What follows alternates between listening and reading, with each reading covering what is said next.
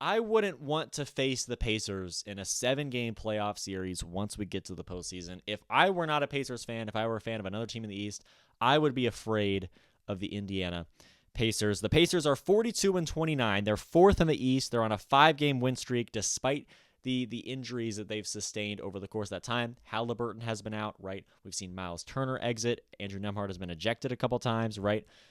The Pacers are 3 games back from the Knicks, and they're 2 games ahead of the Bucks, squarely in the 4 seed, but within reach of ascending and descending in the standings before we get to the playoffs. Now, the Damian Lillard injury does change the math a little bit. We saw Damian Lillard be out indefinitely with deep vein thrombosis, if I'm not mistaken. That's the same injury. I shouldn't say it's the same. It's a very similar injury to what happened to Victor Wembanyama that took him out for the season, right? But Damian Lillard, right? He's out for a significant amount of time. That changes the math. The Bucks are probably going to struggle. They may even slip back to the 6th seed and be replaced by Detroit. It's really a toss-up on whether or not the Pacers are going to take on the Pistons or the Bucks as a 3-4 or a 3-6 or a 4-5 matchup. I have no idea if the Pacers are going to be the 3 or the 4. I have no idea who's going to be the 5 or 6 between the Bucks and Pistons. There's a lot of time to sort of see how that's going to play out. I think most likely the Pacers will end up as a 4 seed. They certainly have a shot to hit the 3. Again, they're only 3 games back from that point. It's going to be a toss-up between Milwaukee and Detroit, but right now the Pacers, I think, are going to remain at the 4 seed. They're going to be one of the best 4 seeds we've seen in recent years, especially in the East. And I think they're going to play the Pistons because I think that the Pistons, with 2 games against the Bucks the rest of the way, are going to be able to separate themselves, knowing that Damian Lillard is going to be out for a significant amount of time. I wouldn't be surprised if the Bucks are the 5 seed and the Pacers take on the Bucks, but I think the 4-5 is going to be Pacers-Pistons by the time we get to the playoffs. Either way, the attitude towards the East, in my opinion, is slightly misplaced, right? If you ask an average NBA fan that doesn't live in Indiana, isn't a Pacers fan, maybe if you ask someone in the West, right? If you asked a Suns fan what they think of the East, they would say it's the Cavs and the Celtics that really have a chance to go to the finals, and maybe the Knicks. And after that, it's just a whole bunch of teams that are maybe good, or most of them aren't, right? There's a real drop-off after 6 in the East. You got some good teams in the Pacers, Bucks, and Pistons, but really it's those 3, and even more specifically, it's those 2 in the Cavs and Celtics that have a chance to go on to make the NBA Finals and potentially win a championship. I don't think that that's exactly true. I think the Pacers are a team that certainly you need to be concerned with if you're just an average NBA fan across the league. The Pacers play fast. They're top 10 in scoring, right? They're the same in possessions per game. They're top 10. They're quick to the ball. They're quick to the hoop. The Pacers have such a quick style of play. It's going to be difficult to match up with them for 7 games or for 4 games, 5 games, 6 games, whatever it is. A 7-game series, right? It's going to be difficult to beat the Pacers 4 times, knowing that, again, they play quick, they play fast, and when they lose in the regular season, at least since they sort of got themselves figured out, they don't often go on multiple game losing streaks. They don't often lose quite a few games in a small period of time, and that's exactly what you want to. That's a quality you want to have when you get to the playoffs, right? The Pacers are a team, again, they play fast, they're top 10 in scoring. This team is awesome, and they play quick, they're physical, they're quick. Again, they move to the ball, they move to the hoop. This is a team that will wear you out. They'll be difficult to run with week after week, game after game, day after day in the playoffs, and on top of that, they're very deep, right? There are 7 guys that average double digits. TJ McConnell is right at the doorstep. He has 9.3. Across the floor, they've proven that they have a bench that can step up. They're top 10 in bench scoring. Again, when you say top 10, you kind of mean about where the Pacers are, right? 4 or 5 in the East. But you look at a bench that's awesome. You look at a Celtics team that doesn't really have a bench, to be honest. Their bench production is certainly not up to par with some of these other teams in the East. The Cavs are great at it. The Pistons are great at it. The East is great at it. At least the top of it is. But the Pacers, a quick team that, again, plays quick to the ball, quick to the hoop, a deep team that has, again, 7 guys that average double digits, and they have star power. And that is what you need if you're a championship contender. You need depth. You need playoff, especially in the playoffs. You need depth, but you need star power. And Tyrese Halliburton is a superstar that people don't, I believe, recognize as a superstar as much as they probably should. Tyrese Halliburton can take over games, right? He has taken over games. He's been incredibly consistent, one of the most consistent superstars in the league over the course of the last couple of weeks as the Pacers mount this 5-game win streak, as they continue to win and close the gap between themselves and the Knicks. There was that weird stint in Atlanta where they lost twice to the Hawks. But for the most part, the Pacers have been awesome, and Tyrese Haliburton has been leading them to success ever since he figured himself out after that slump earlier in the year.